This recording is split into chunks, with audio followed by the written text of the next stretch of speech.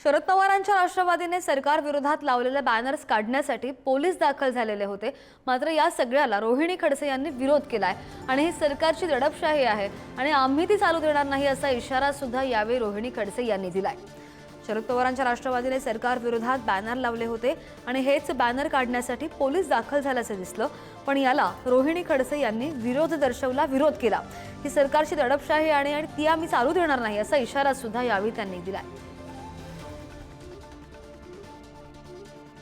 आपण एकंदर पाहिलं तर खऱ्या अर्थानं आपण आता राष्ट्रवादीच्या ऑफिसच्या बाहेर आहोत। एक बॅनर इकडे लावण्यात आलेला, हा बॅनर लावल्यानंतर आपल्याच ऑफिसच्या बाहेरचा बॅनर आता पोलिसांनी काढण्यासाठी आलेले, मात्र त्याला विरोध करण्यात आलाय। मॅम, एकंदर आपण तुमच्याच ऑफिसच्या बाहेर हा बॅनर लागलाय आणि तिकडेच हा बॅनर काढण्यात येतोय, कसं काय बघताय या गोष्टीकडे? सरकारची दडपशाही तुम्ही याही आधी बघितली असेल आणि आजचंही हे उत्तम उदाहरण आहे की सरकारच्या निवडणुकीच्या काळामध्ये त्यांनी केलेल्या आश्वासनांची आठवण करून देण्यासाठीच इथे आम्ही बॅनर लावलंय।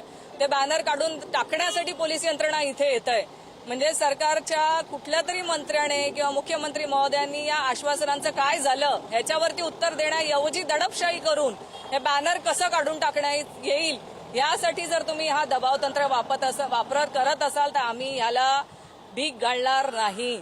आम्ही जनतेच्या वतीने तुम्हाला विचारतोय की तुम्ही जी आश्वासनं दिली होती त्या आश्वासनांचं काय झालंय। मी हे बॅनर काढू देणार नाही म्हणून मी स्वतः इथे उभी आहे की कुणाला बॅनर काढायचं ते काढून दाखवावं। तुम्ही बघू शकता, एकंदर आपण पाहिलं गेलं तर हाच बॅनर आहे ज्याच्यात जो बॅनर इकडे काढण्याचा प्रयत्न इकडे पोलिसांनी केलेला, मात्र त्याला विरोध आता सगळ्याच शरदचंद्र पवार राष्ट्रवादीच्या पक्षांनी इकडे करण्यात आलाय। आपण बघू शकतो तर हाच बॅनर आहे त्याच्यावर खऱ्या अर्थानं हा संपूर्ण वाद समोर आला होता।